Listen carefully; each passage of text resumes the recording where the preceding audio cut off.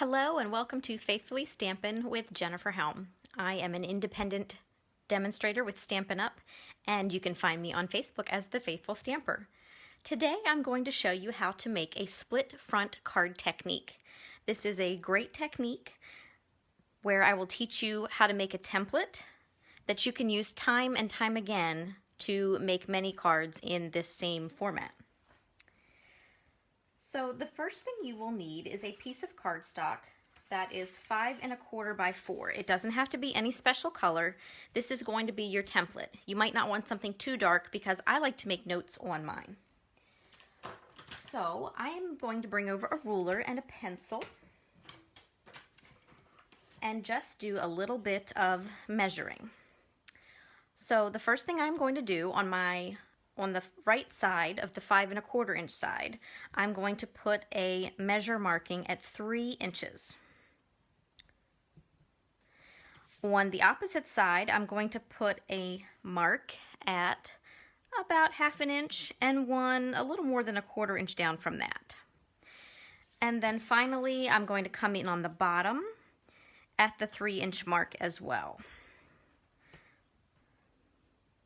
So 3 inches down on the right side, 3 inches across on the bottom, and about 1/2 inch and 3/4 inch down on the left side. And then, I always try to put my ruler away too early, we're going to connect the dots. So take that 1/2 inch mark and go across your page to the 3 inch mark on the right side. And then with that 3/4 inch mark on the left, down to the 3 inch mark on the bottom. And what I like to do for reference later is write what my template is for. So this is the split front card template. And then I label the pieces A, B, and C. And now I'm going to bring over my paper trimmer. It has 2 blades. The light colored is the scoring blade, and then the darker one is the cutting blade, and that's what I'm going to need. And I'm going to line my pencil marks up with the gully on the paper trimmer. So that little track that your blade slides through. So I just make sure my line matches, and a quick cut. And then I repeat it with the second pencil line. I'm going to move that out of the way for a minute. And you can see I have my 3 pieces. So in order to make the card front, I'm going to take a piece of designer series paper that is the same size, 5 1/4 by 4. I'm going to put away my piece B. I won't need that right now. And I'm going to lay my template pieces on my designer series paper and draw my pencil lines again. So basically, I'm repeating the same step. And I could go through it with the ruler and all and measure that way, but this is quick and easy and you can reuse your template. So a light little pencil line. And then again, line up piece C here at the bottom. Now if you have a designer series paper that is dark in color, you'll either need a light colored pencil or you might have to use a red pen on the back side of the paper, something that helps you see where you need to cut. So I'm just going to bring my trimmer over one more time and repeat the same steps. Line up my pencil lines and cut. And then again with that second piece.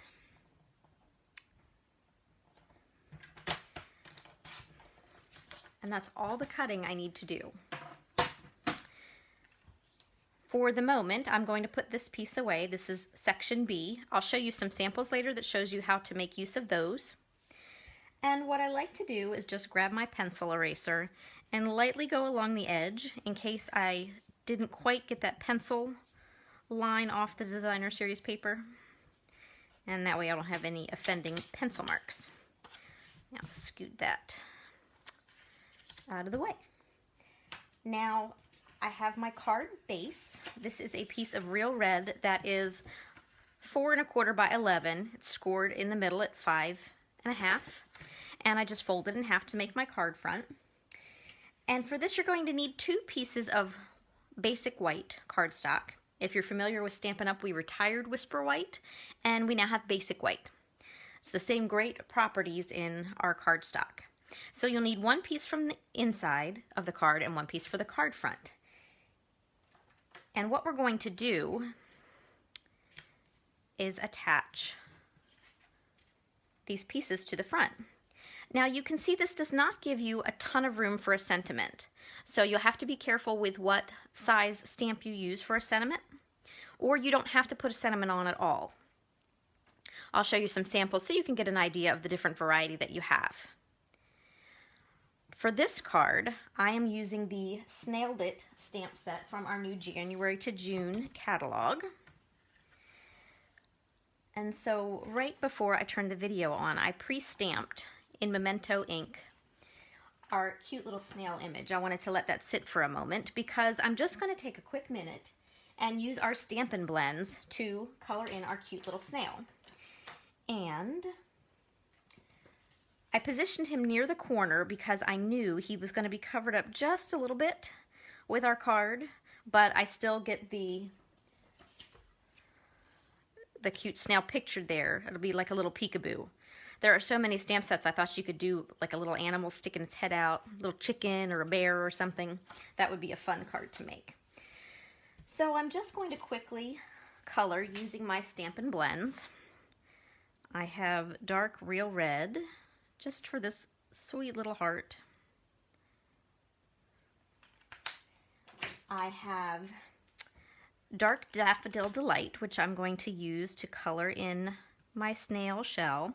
I'm not going fancy with shading and things like that on this card. Just simply coloring in the design.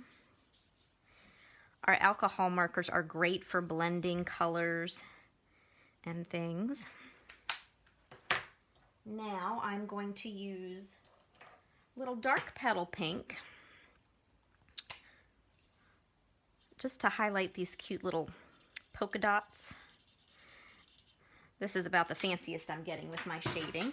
Ooh. And then I have light petal pink to do the snail's little body.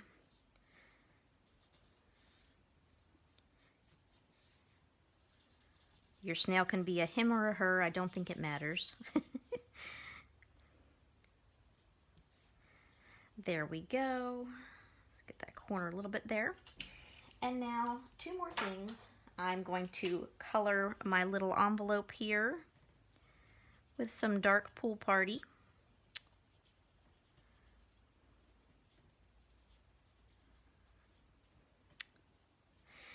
And then for one final touch, I'm going to take my light Pool Party and put a little shading on the ground, just so it doesn't quite look like my snail is floating in midair. So this is nothing fancy. I just kind of fill in until I'm happy with the way that looks. Okay, so there is my cover for the card. So now I'm going to take my Stampin' Seal Plus and add some adhesive to this panel.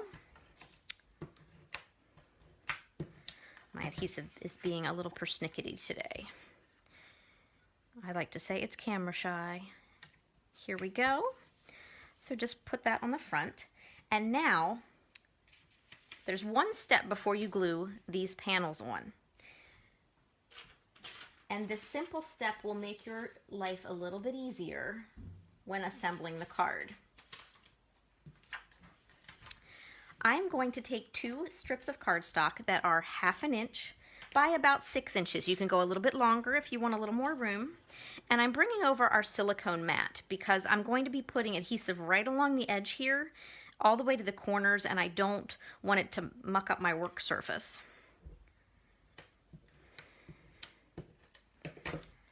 And so I went a little over the edge with my glue. So It's segmented pieces with the Stampin' Seal Plus, which I love, and I can just tuck them back under.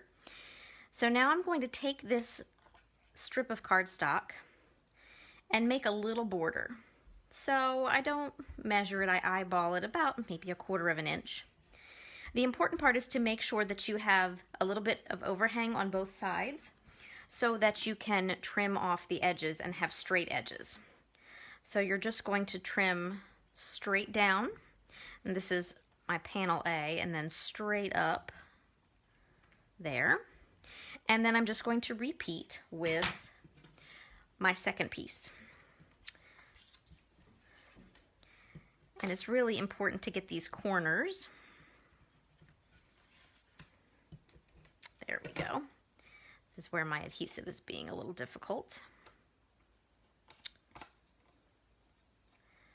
And again, with this, if you just go over the edge, just tuck it behind so that you don't have sticky parts showing. I apologize for the time here. And then here's that second strip, and it's just the same process. Faster if your glue cooperates.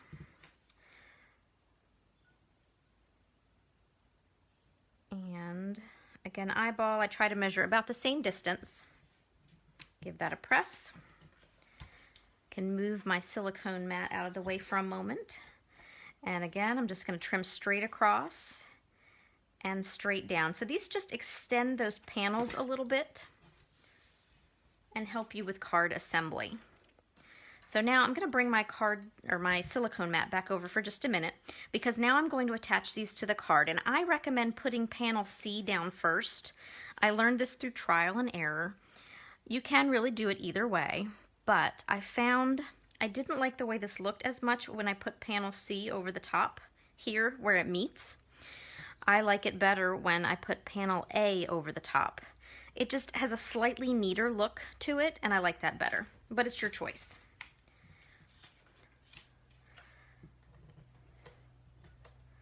So now I'm going to put some adhesive here, and my adhesive, oh my gracious, is just not cooperating this evening, and I don't know why. So I'm going to bring a little bit of glue over. It's my mental reminder to learn how to use editing software. So I'm going to just put a little bit of Tombow glue here.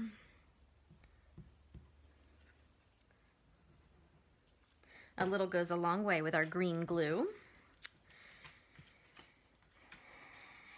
And this panel will go on the bottom, lined up along the sides. Now we'll see if my second panel wants to repeat the persnicketiness. And it does. I think I'm nearing the end of my refill. Maybe that's my problem. But you can see you have options with adhesive.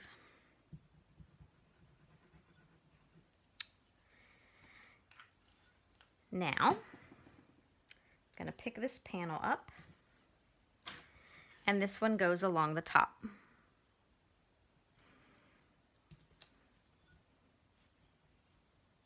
going to press that down, just hold it for a minute. This Tombow glue grabs pretty quickly, which I love. And now, just a few finishing touches for the front of the card.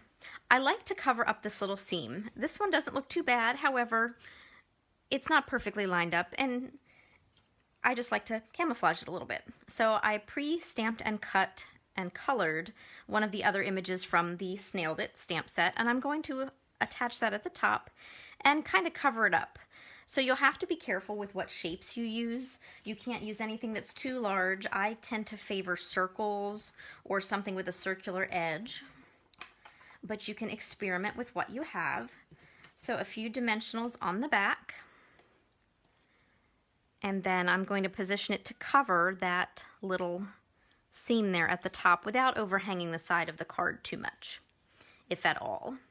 And then for a finishing touch, I like to use these sweet little resin hearts embellishment. We have our Take Your Pick tool, which is great for all kinds of things, but I'm using the piercing end to help me attach some of these little resin hearts. And I just thought they gave a nice little accent to the card. Now all I have to do is quickly finish the inside and this card is ready to go. So I have a piece of Whisper White, basic white. I'm going to call it Whisper White forever. And I'm using the same mushroom image that I used there on the card. I'm going to stamp the bottom corner, and while I have my real red ink out with the stamp, I'm going to stamp my envelope as well, because I like to give my envelopes a little bit of pizzazz, and I love that mushroom stamp. Now I'm going to close up that real red ink, and I'm going to bring over my Stampin' Pierce mat. It's a thick piece of foam. I don't need it if I'm using the red rubber cling stamps, but I do need it if I'm using photopolymer stamps. They don't have a built-in cushion, and so I just need a little give underneath. And I'm taking Bermuda Bay ink for a sweet little pop of color. And this is a photopolymer stamp from a Paper Pumpkin kit. If you do not know what Paper Pumpkin is, it is a monthly subscription kit that you can do month to month or 3, 6, or 12 months at a time. And Stampin' Up! Will send you a box of goodies in the mail once a month. It's about 30 minutes if you sit down and do it all at once. And sometimes it's card kits, sometimes it's project kits. But they are wonderful, and you get a 1-inch ink cube and a stamp set in every box that you can use over and over again. I think it is fantastic. Now, let's see. I don't know what it is about that pink cardstock. My adhesive just did not like it today. It must not have liked that color. So there we go. My insert is done and my card is finished. Now I have some samples to show you, but I wanted to tell you really quickly, just a little tip, because when I first put my sample together, I put it together and I was having trouble with this space up here. I had a little too much of a seam and I couldn't figure out what I had done wrong, and then I realized I forgot the little cardstock strips. I've been tripping over that all day. So you don't have to have them, but it makes it a little more difficult to camouflage the seam if you don't have them. But you can see side by side here, I just put a stitch shape behind it to help cover the seam, but the card is virtually the same. And you can experiment with your colors and your colors of the cardstock strips to give a different look to your cards. And as I mentioned before, this is great for any occasion. So this is the Snailed It Valentine's Day card that we just made. But you can use lots of different ways to make this card. For example, for this card, I used basic black as my card base, and instead of a white panel, I used a panel of basic black and I ran it through my die cut and emboss machine. And so this piece has texture to it. And then I let the Designer Series paper do the talking. I used the same technique I just showed you and popped this fussy cut flower here, and I let my cardstock give it a pop of color. I decided I did not want a sentiment on the outside of the card, so I left it on the inside and I accented it with some Designer Series paper. And for this card, I embossed my envelope flap to match the card. It's just a nice little touch if you don't want to do a stamp. But I mentioned earlier, you have that panel B from your template, and you don't want to throw that Designer Series paper away. So you can use it and make a similar card using this piece from the template, and then using the same technique and those other pieces to make the card. So I just wanted to show you the options you have there. And sometimes you can let your Designer Series paper do a lot of the talking. For this one, I used some of the Designer Series paper from our Celebration sale that is going on right now. From January to the end of February this year, for every $50 you spend before tax and shipping, you get to pick an exclusive product from our Celebration brochure.